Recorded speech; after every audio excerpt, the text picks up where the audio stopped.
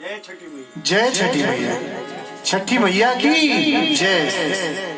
TBT Bihar teachers history makers की तरफ से आप तमाम शिक्षकों, पूरे बिहार ही नहीं पूरे विश्व के शिक्षकों को बहुत बहुत बधाई और हमारे बिहार की पूरी जनता को छठ पर्व की बहुत बहुत शुभकामनाएं।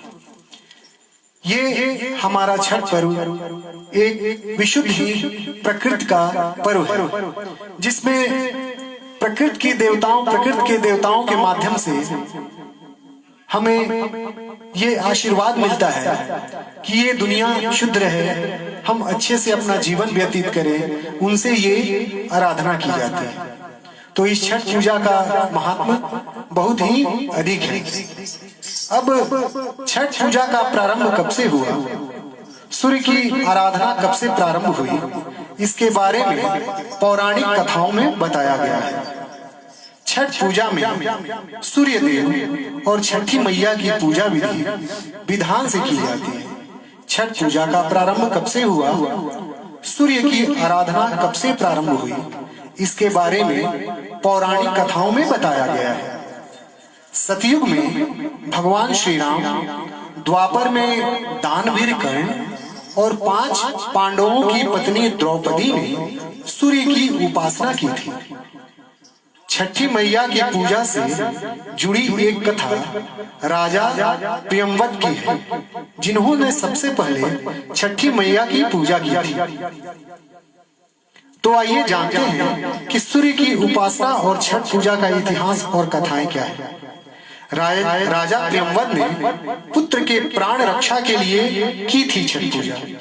एक पौराणिक कथा के अनुसार राजा प्रियंवद निसंतान थे, उनको इसकी पीड़ा थी। उन्होंने महर्षि कश्यप से इसके बारे में बात की।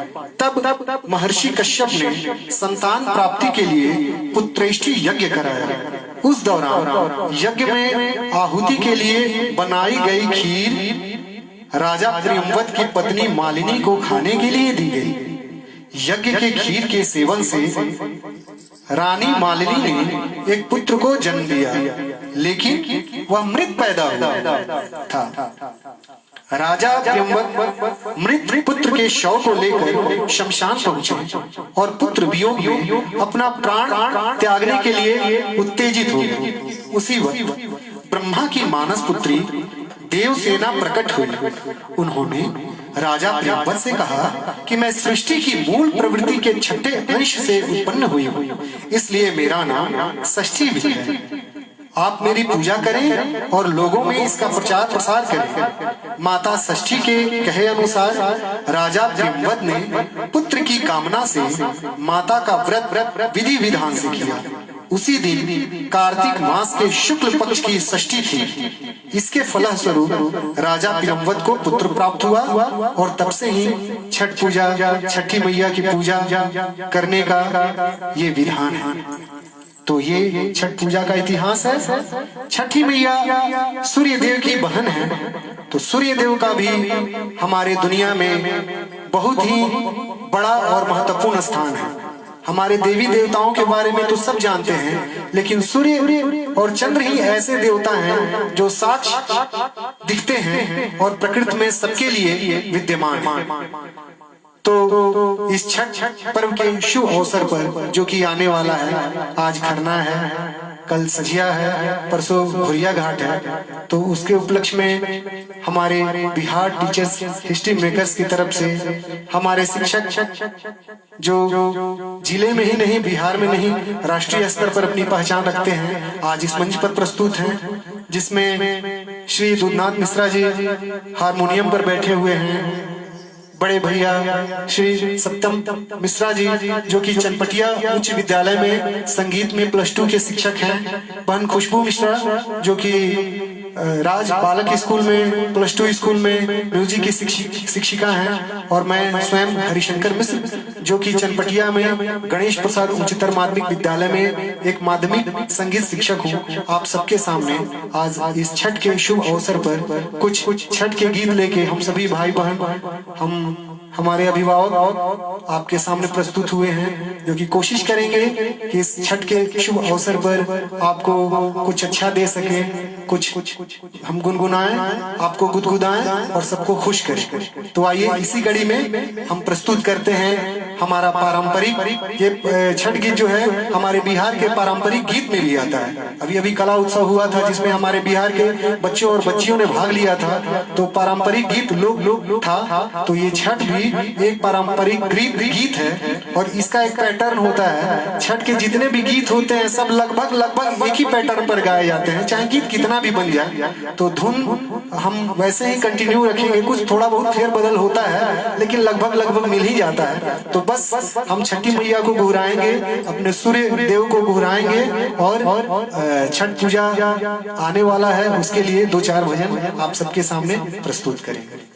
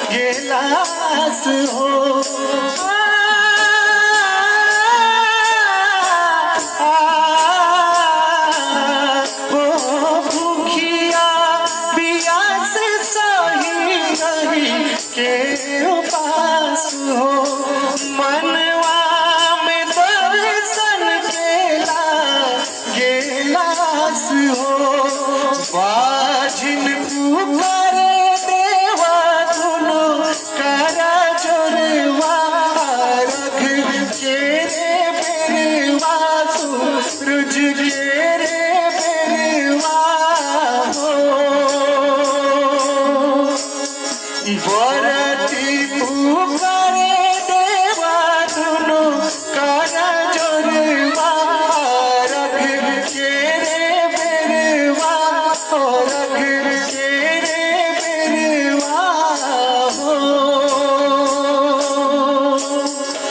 उगा है सूरज देव पहले बिनु सरवा रख के रे बेरवा पूजन के रे बेरवा हो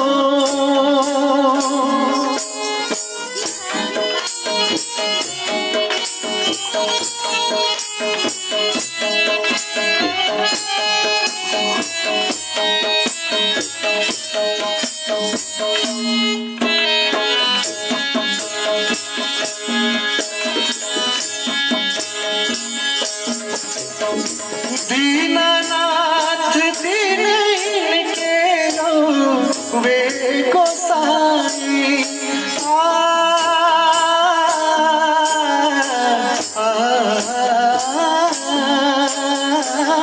दीनानाथ दीन इनके वे गोसाई महिमा जानेला जग तेरा सब दुआई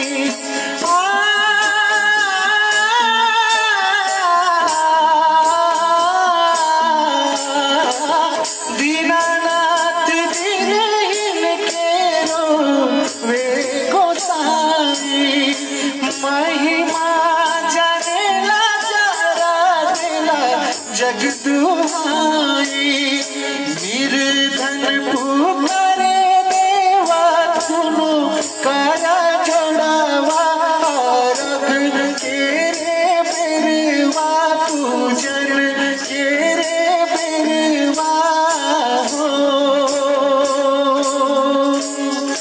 निर्धन पुकारे देवा सुनो काया जोड़ावा रख के रे बेरवा रख के रे बेरवा हो उगा है सूरज देवा भले बिनु सरवा रख के रे बेरवा पूजन के रे बेरवा हो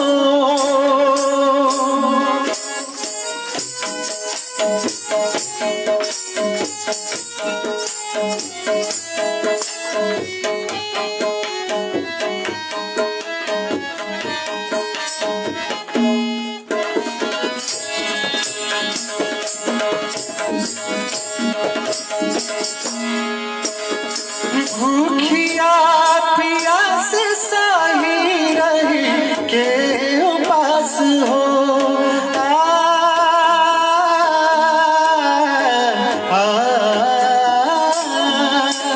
भूखिया प्यास साही रही के उपास हो मनवा में दर्शन के लागे लास हो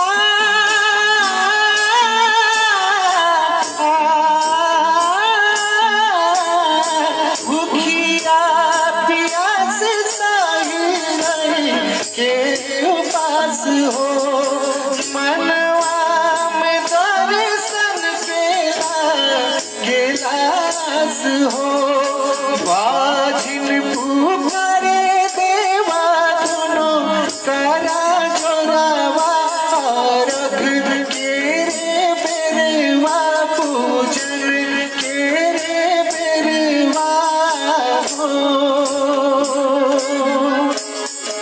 उगा है सूरज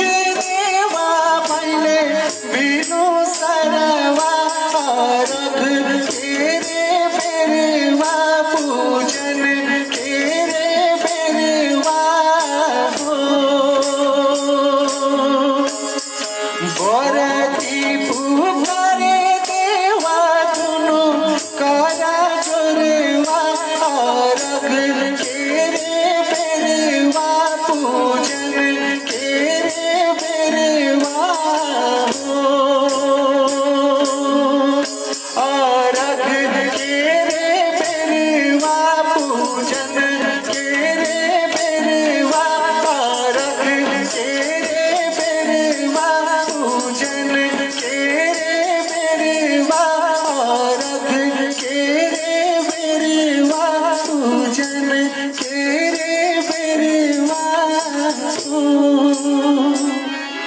बहुत बहुत धन्यवाद। एक बार सभी आप बोलिए प्रेम से छठी मैया की, सूर्य देव की जय। तो हमने एक ये छठ का गीत सुना, बहुत ही प्यारा गीत था। अब एक दूसरे गीत की तरफ चलते हैं। जैसा कि हमने अभी कुछ देर पहले बात की थी कि छठ पूजा ऐसे तो हर मन्नत को पूरा करने का एक बहुत ही सुदृढ़ माध्यम है। इसमें आप चाहे जो मन्नत मान लें, छठी मैया लगभग सबको, लगभग मैं गलत बोल गया, लगभग सभी को नहीं, श्योर ही सबको पूरा करती हैं। लेकिन अभी कुछ देर पहले जैसे कि मैंने कहा था कि पुत्र के लिए, हालांकि इसको मैं प्रमोट नहीं करूंगा, लेकिन ये तब की बात है जब जनसंख्या बहुत कम होती है, अलग अलग स्थितियों में अलग अलग बातों की महत्ता होती है। इसलिए उस समय चूंकि शारीरिक श्रम ज्यादा करना होता था, ऐसे कि मैं ये दावा नहीं करता हूं कि पुरुष ज्यादा शारीरिक श्रम करते हैं, लेकिन थोड़ा सा ज्यादा इधर उधर ज्यादा मेहनत करना होता था, इसीलिए लोग पहले जनरली पुत्र की कामना करते थे। तो बहुत लोग पुत्र प्राप्ति के लिए, संतान प्राप्ति, या यूं कहें सही चीज यही होगा कि संतान प्राप्ति के लिए माँ छठी की आराधना करते हैं। तो ये बात सही है, लगभग सत्य के नजदीक है। इसी कड़ी में एक हमारा पारंपरिक जो लोक गीत है उसको मैं अब प्रस्तुत करने जा रहा हूँ। ये हमारी प्रिय और बिहार की विभूति शारदा सिन्हा ने 2-3 साल पहले गाया था, जो काफी पॉपुलर भी हुआ था। उसको मैं आप सबके सामने प्रस्तुत करने जा रहा हूँ।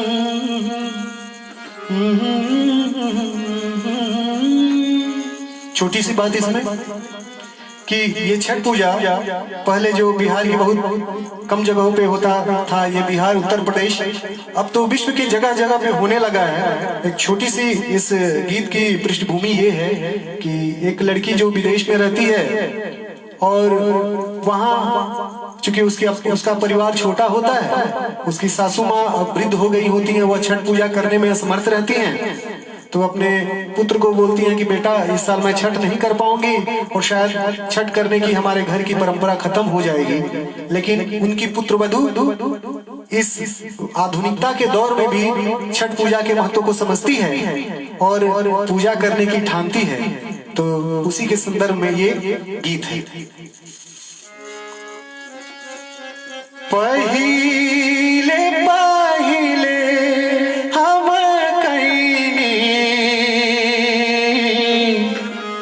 छठी मैया बरत तोहार करिहा क्षमा छठी मैया, भूल चुक गलती हमार पहिले पहिले हम कहीं। छठी मैया बरत तोहार, छठी मैया बरत तोहार पहिले पहिले हम कहीं।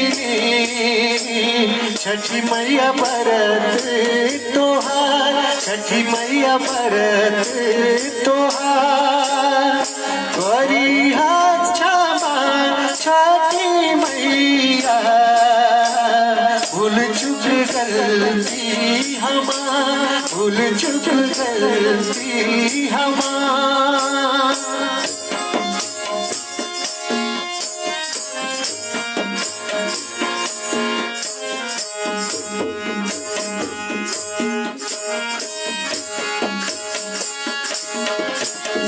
गोदी के बालकवा के दीनानाथ दीहा ममता दुलार, दीहा ममता दुलार, गोदी के बालकवा के दीहा, छठी मैया ममता दुलार, छठी मैया ममता दुलार, पिया के सनहिया बनैया, मैया दिह सुख सार, मैया दिह सुख सार, गोदी के बालकवा के दीहा, छठी मैया ममता दुलार, छठी मैया ममता दुलार, पिया के सनहिया बनैया, मैया दिह सुख सार, मैया दिह सुख सार।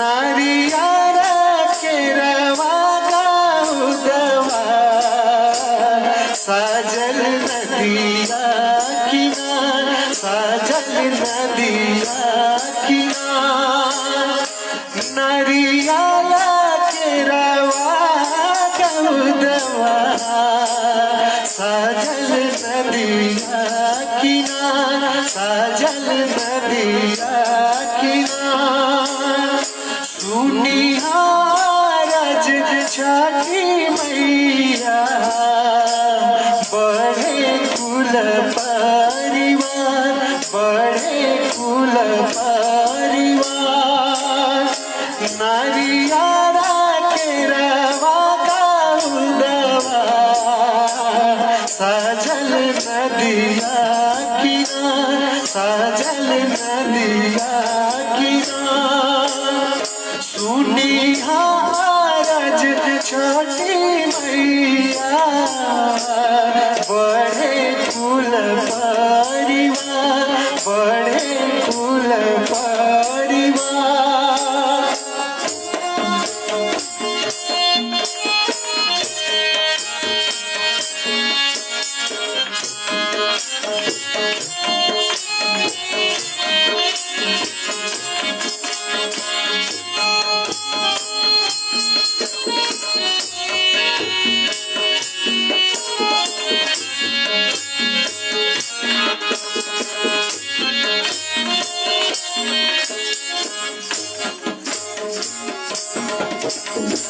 घाट मनोहर सजवली, मैया तोर भगतिया पार, मैया तोर भगतिया पार, लिहिए आरगिया मैया, दीही आशीष जा, दीही आशीष जा, घाट मनोहर सजवली, मैया तोर भगतिया पार, मैया तोर भगतिया पार, लिहिए आरगिया मैया, दीही आशीष जा, दीही आशीष जा।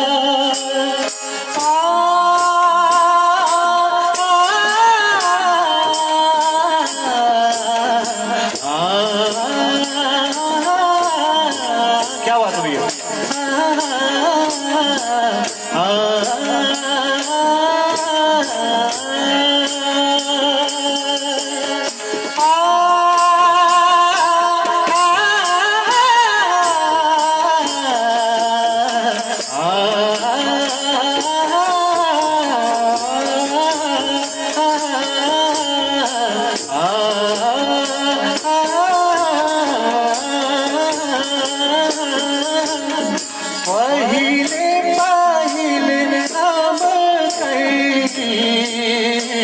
छठी मैया परत तोहार, छठी मैया परत तोहार, करिहा क्षमा छठी मैया, भूल चुक गलती हमार, भूल चुक गलती हमार, भूल चुक गलती हमार, भूल चुक गलती हमार। जय हो छठी मैया। हमसे अगर कुछ गलती हो जाए तो कृपा हमें क्षमा कीजिएगा।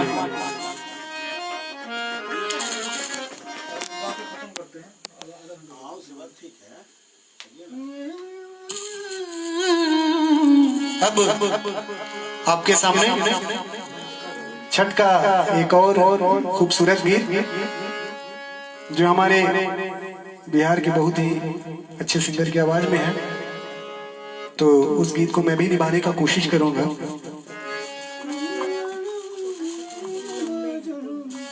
इस गीत में भी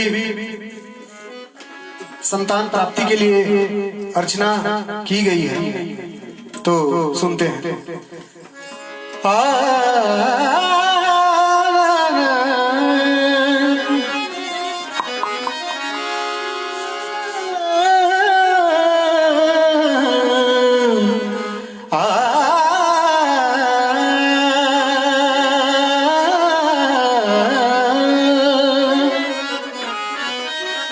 छठी माई के घटावा पर आजन बाजन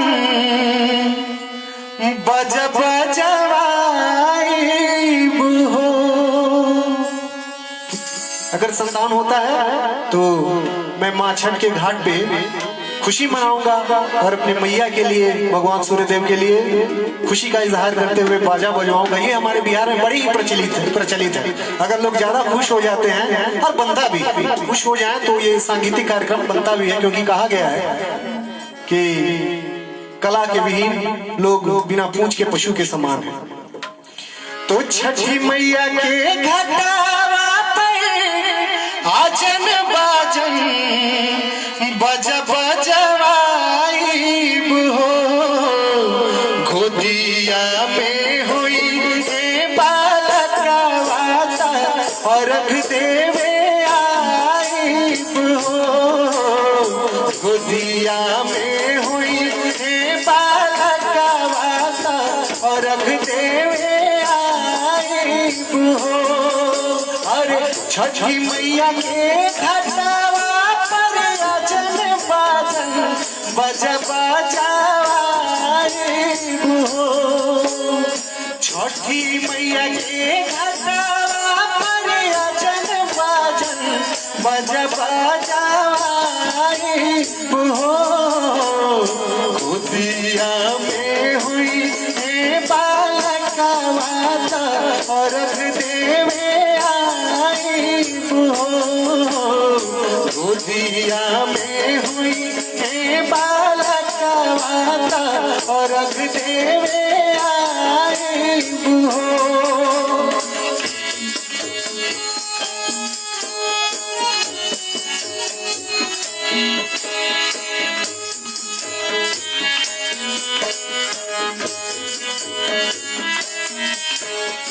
गोदिया में हुई बालकवाता बज बजवाइब हो।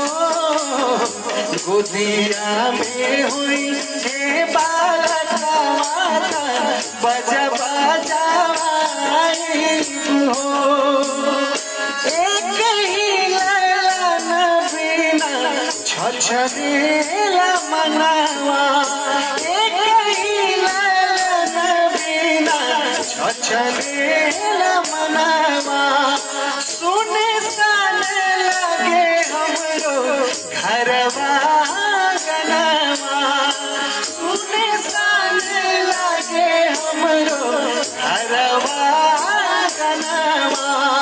एक ही ललन बिना छछनेला मनवा।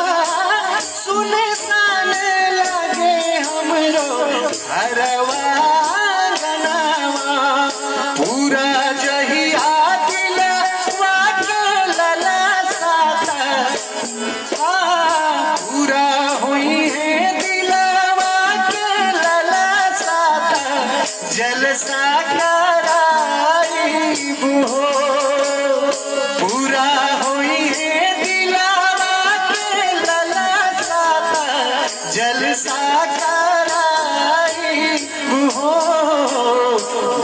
गोदिया में हुई है बालक का वाता, अर्घ देवे आई हो। गोदिया में हुई है बालक का वाता, अर्घ देवे आई हो। छठी माई के घटावा पर अजन बाजन बजा बजाई हो। अरे छठी माई के घटावा पर अजन बाजन बजा बजाई हो। गोदिया में हुई लालन माता, अर्घ देवे गोदिया में हुई लालन माता, अर्घ देवे आई हो।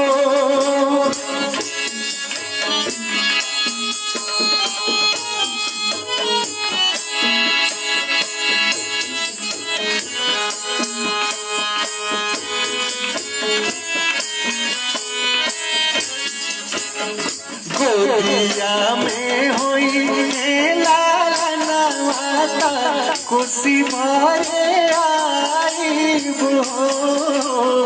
गोदिया में हुई लालन माता, खुशी भरे आई हो। मनवा में आस लेके रोवे बजनिया,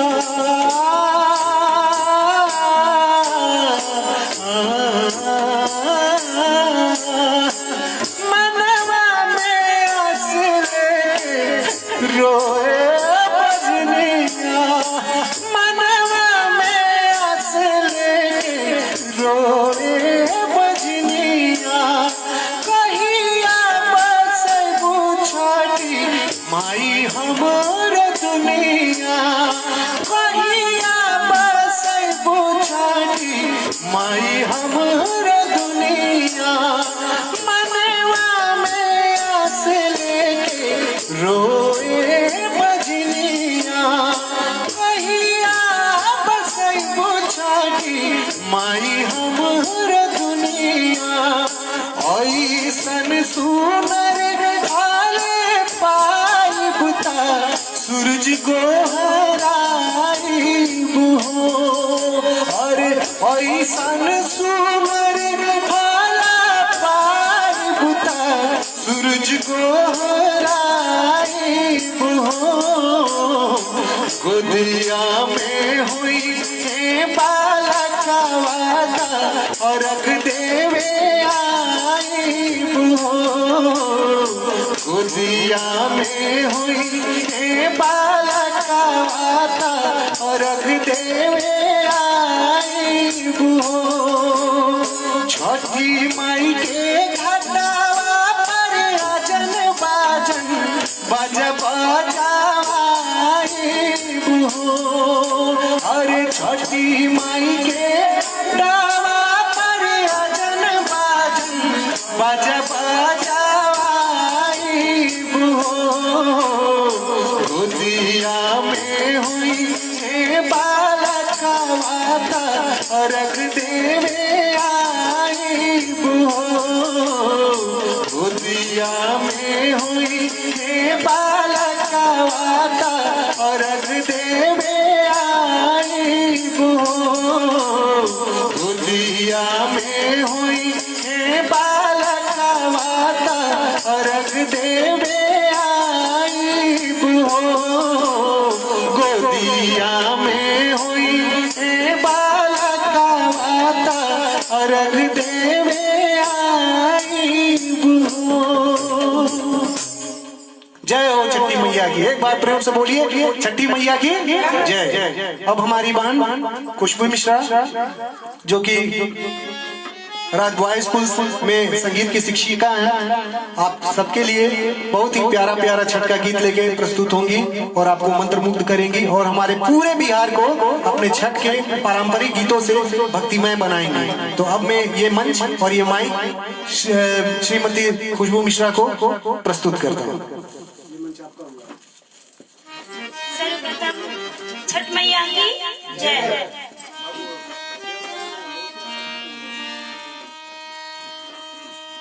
द बिहार टीचर हिस्ट्री मेकर्स के पटल पर सर्वप्रथम लोक आस्था के महापर्व छठ पर्व के उपलक्ष्य में आपके समक्ष हम सभी उपस्थित हुए हैं। और सर्वप्रथम मैं द बिहार टीचर हिस्ट्री मेकर्स के उन शिक्षकों को धन्यवाद देती हूँ कि हम सभी को यह अवसर प्रदान किया है कि हम लोग यहाँ पे छठ मैया का भजन गा रहे हैं। जैसा कि हम जानते हैं कि छठ पर्व हमारा लोक आस्था का महापर्व है और ये सिर्फ बिहार में नहीं, धीरे धीरे ये समस्त संसार में भी प्रचलित होते जा रहा है। और ये इस बात के लिए हम लोग गौरवान्वित महसूस भी करते हैं कि छठ पूजा जो है पूरी दुनिया में विस्तार होते जा रहा है। हम जब छठ पूजा करते हैं तो ये 4 दिवस का होता है। नहा खा दिन, खरना का दिन, फिर शाम का अर्घ और तत्पश्चात सुबह का अर्घ देके इस पर्व को हम लोग पूरा करते हैं। तो कल तो नहा खा का दिन हो गया, आज खरना का दिन है और आज खरना के दिन हम सभी जो भी छठ व्रत करते हैं और जिनके घर में छठ होता है, तो आज के दिन जो है छठ मैया को हम लोग अपने घर पे बुलाते हैं, उनको न्योता देते हैं और आज से जो है धूमधाम से शुरू हो जाता है छठ माँ का पर्व। और छठ माँ के पर्व में सिर्फ जो व्रत करते हैं वही नहीं, पूरा परिवार लगा रहता है कि कैसे इस छठ पर्व को हम लोग अच्छे तरीका से पूरा कर सके। तो छठ पर्व का नाम आते ही हमारा बिहार का नाम ऊपर आता है, तो ये गर्व की बात है। और हम सभी लोग मिलके आपके समक्ष छठ की महिमा का गुणगान गा रहे हैं ताकि हमारी जो संस्कृति है वो दूर दूर तक प्रचार हो सके। तो इसके लिए निवेदन है, जो भी शिक्षकगण, हमारे फेसबुक पे मित्रगण और जो भी छठ व्रत के पूजा करने वाले, आस्था को मानने वाले हैं, इस पूजा को, इस भजन को आप सभी लोग शेयर कीजिए ताकि हमारी जो संस्कृति है वो सबों के पास जा सके। तो मैं सर्वप्रथम आपके समक्ष खरना का गीत लेके उपस्थित हुई हूँ, क्योंकि आज खरना का दिन भी है। और इस गीत के लेखक भोजपुरी जगत के सुप्रसिद्ध लेखक, कवि व संगीतकार श्री गोरख प्रसाद मस्ताना जी हैं और वो भी शिक्षक रहे हैं। तो मैं आपके समक्ष उनके द्वारा रचित और संगीत में खरना का गीत गाने जा रही हूँ।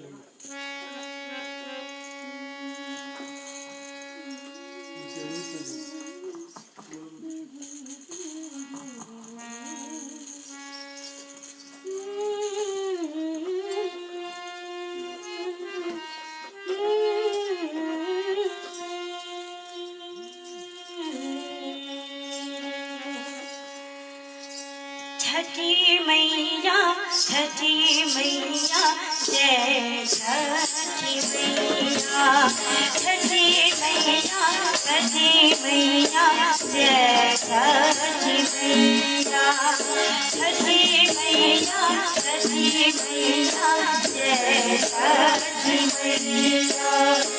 हरे नाचे देवा सुहावनी छठी मैया, हरे नाचे देवा सुहावनी, दिलवा बड़ा पावनी छठी मैया, हरे नाचे देवा सुहावनी। छठी मैया, छठी मैया, जय छठी मैया, छठी मैया, छठी मैया, जय छठी मैया।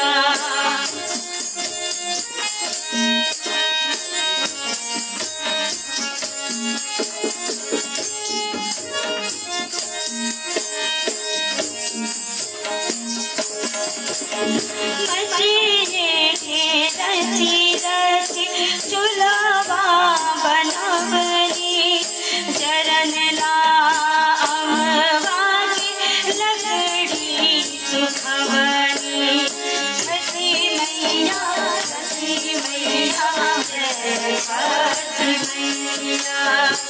छठी मैया जय छठी मैया खपरिया में रोटिया पकवनी तमही बटुलिया में खीरवाती जगनी तन मन रखिए के पावन छठी मैया करना की सुहावन दिलवा बड़ा हवे पावन छठी मैया करना की दिलवा सुहावन छठी मैया छठी मैया जय छठी मैया छठी मैया छठी मैया जय छठी मैया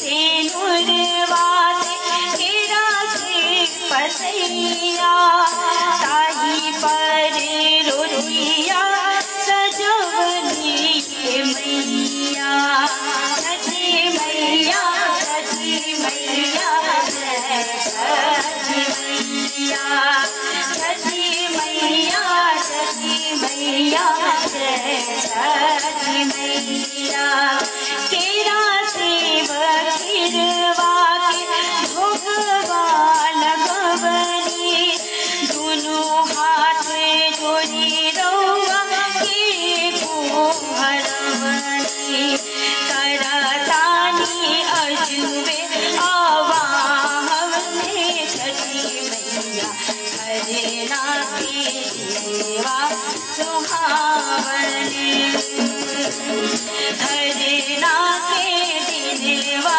सोहावन छठी मैया हरना के दिलवा सोहावन मैया छठी मैया जय छठी मैया छठी मैया छठी मैया जय छठी मैया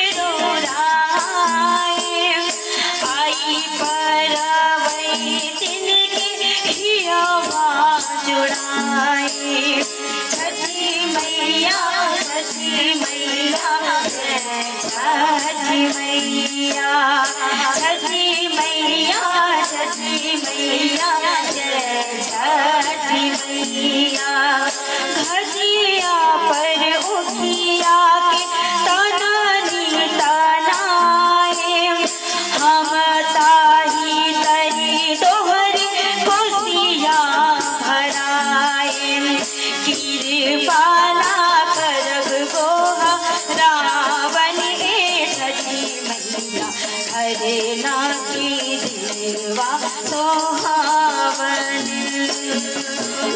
दिलवा बड़ा हवे पावन छठी मैया हरना की देवा सोहावन छठी मैया जय छठी मैया छठी मैया छठी मैया जय छठी मैया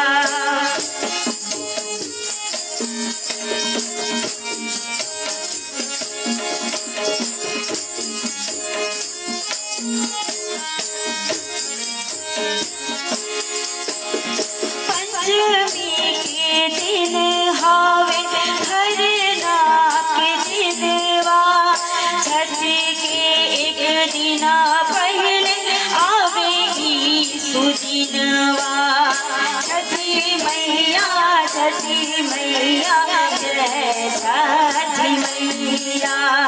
छठी मैया, छठी मैया जय छठी मैया।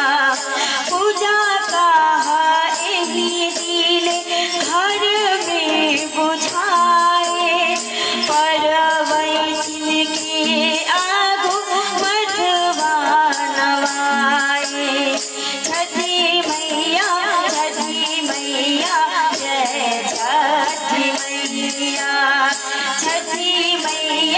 छठी मैया जय छठी मैया। एक एक क्षण मन भावन ए छठी मैया, खरना के देवा सोहावन। दिनवा बड़ा हवे पावन ए छठी मैया, खरना के देवा सोहावन। छठी मैया जय छठी मैया, छठी मैया जय छठी मैया, छठी मैया जय छठी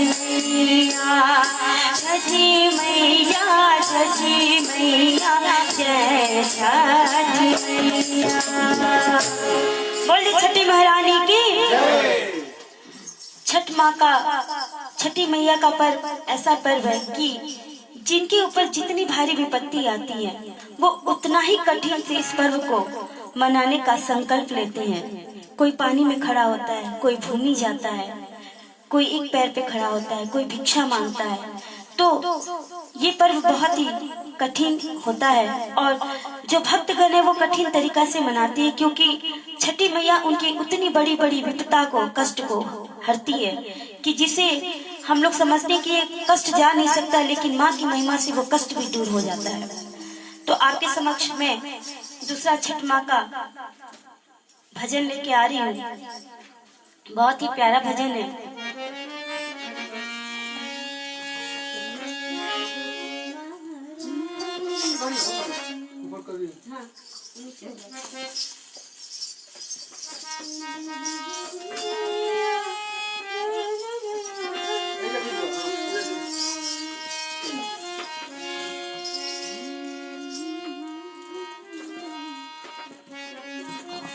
सुमरीला छठी महारानी, भतीरा खो महारानी। सुमरीला छठी महारानी, भतीरा खो महारानी। सुमरीला छठी महारानी, भतीरा खो महारानी।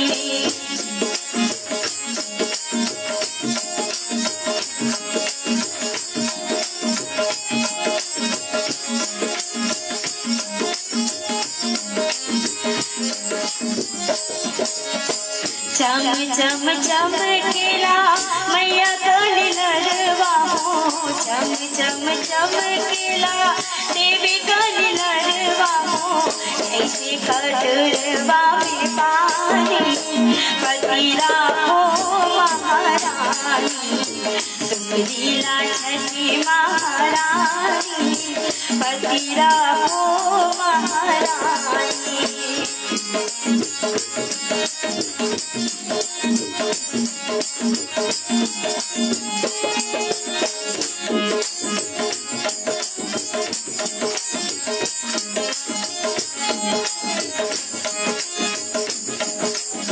सोने का छत्र सिर ऊपर सोहेला, सोने का छत्र सिर ऊपर सोहेला। लाली ध्वजा पति राखो महारानी, सुरीला छठी महारानी, पति राखो महारानी।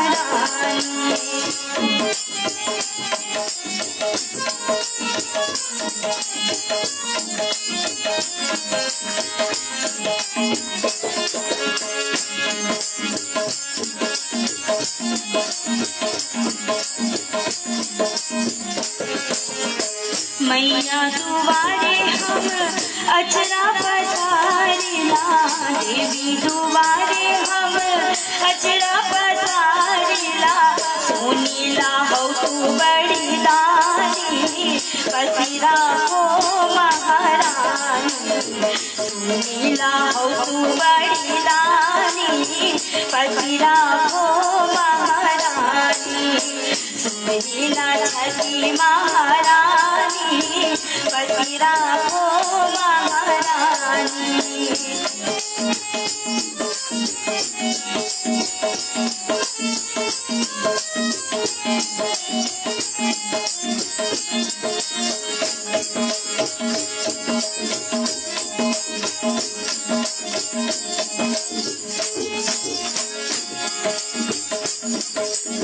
सिंह चढ़ल मैया गरजत आवेली, सिंह चढ़ल मैया गरजत आवेली, बोलत अमृत बानी, सुमिर को महारानी, सुरीला छठी महारानी, पति राखो महारानी, सुरीला छठी महारानी, पति राखो महारानी, पति राखो महारानी, पति राखो महारानी।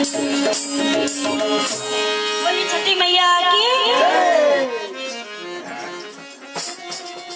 जैसा कि हम सभी जानते हैं कि छठ का गीत, पारंपरिक गीत जो है वो पीढ़ी दर एक ही लय में और धुन में गाया जाता है, लेकिन हर भजन गाने वाले का अपनी अपनी जो श्रद्धा होती है, जो अपने मन में भजन की उत्पत्ति करते हैं, उस तरीका से वो छठ माँ की जो है भजन गा रहे हैं।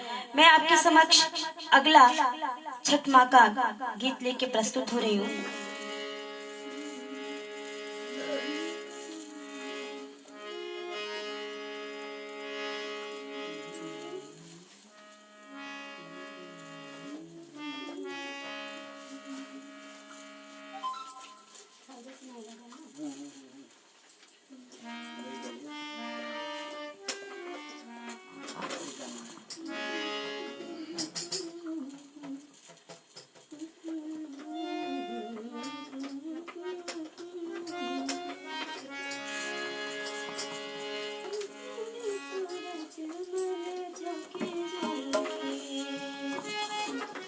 आपके समक्ष मैं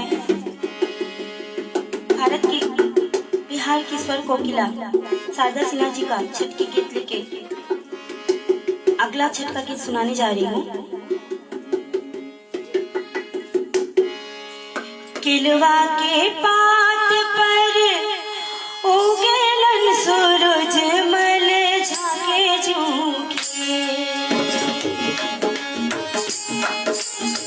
किलवा के पात पर उगलन सूरज मल झाके झूखे, एक करेलो छठ बरतिया से जाके झूखे, एक करेलो छठ बरतिया से जाके झूखे, किलवा के पात पर उगलन सूरज मल झाके झूखे, किलवा के पात पर उगलन सूरज मल झाके झूखे, एक करेलो छठ बरतिया से जाके झूखे, एक करेलो छठ बरतिया से जाके झूखे।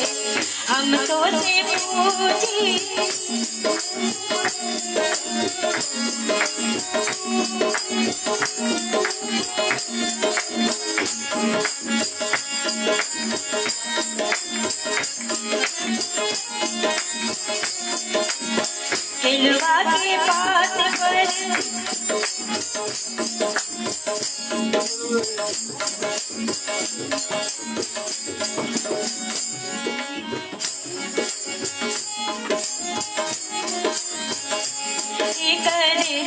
छठ बरतिया से जाके रूठे, हे कर लूं छठ बरतिया से जाके रूठे।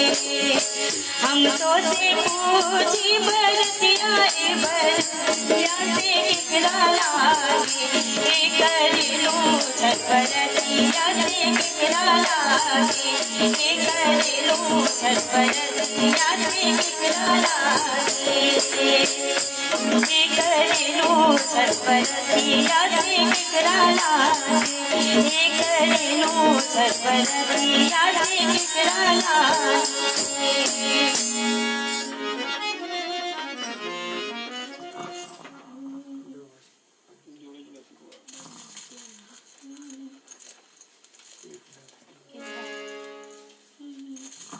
जो छठ का पारंपरिक गीत है, मैं आपके समक्ष वो गीत लेके आ रही हूँ और ये हम लोगों की तरफ से अंतिम प्रस्तुति है।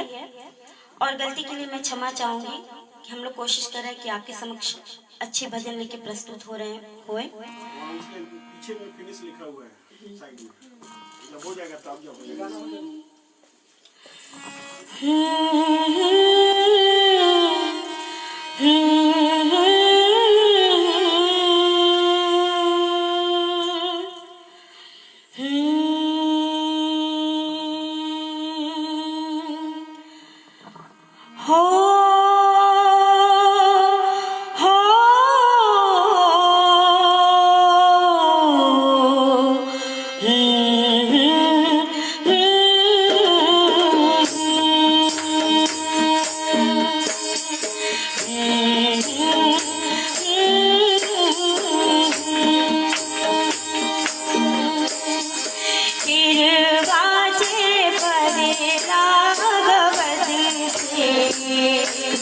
वहीं पर सुगा मेरा, वहीं पर सुगा मेरा, सुगवा के मारब तनुब से, सुगा गिरे मुरुझा, सुगा गिरे मुरुझा, सुगवा के तनी कोई मारू, सुगा हो मेरा खवा, सुगा हो मेरा खवा, सुगनी के रोए रे बेउस से, आदित होई ना कहा, आदित होई ना कहा,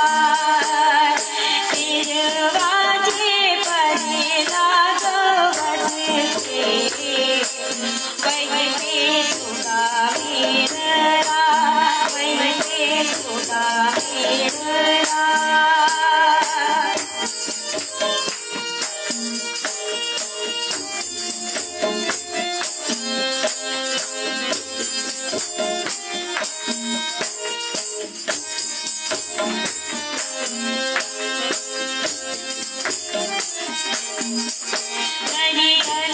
बाजे परेला गवत से, वहीं पे सुगा मेरा, वहीं पे सुगा मेरा, सुगवा के मारब धनुष से, सुगा गिरे मुरुझा, सुगा गिरे मुरुझा, सुगवा के जनी कोई मारू, सुगा हो मेरा खवा, सुगा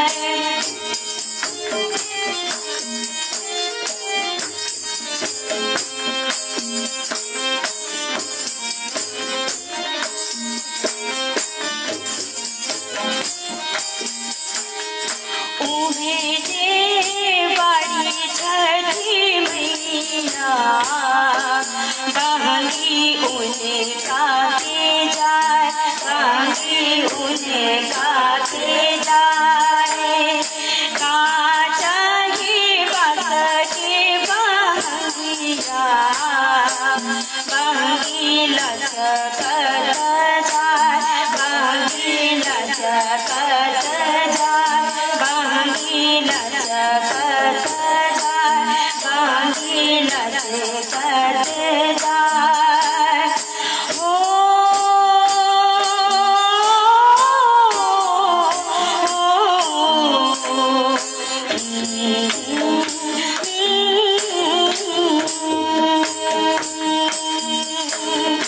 छठी मैया छठी मैया जय छठी मैया छठी मैया छठी मैया जय छठी मैया छठी मैया छठी मैया जय छठी मैया जय छठी मैया जय छठी मैया। इसी के साथ आज का यह कार्यक्रम जो हमारे टीचर्स ग्रुप पर हम लोगों के द्वारा प्रस्तुत किया गया है उसको समाप्ति की घोषणा कर रहे हैं हम लोग। और जो भी त्रुटि हम शिक्षकों से हुई हो उसके लिए हम क्षमा प्रार्थी हैं। धन्यवाद।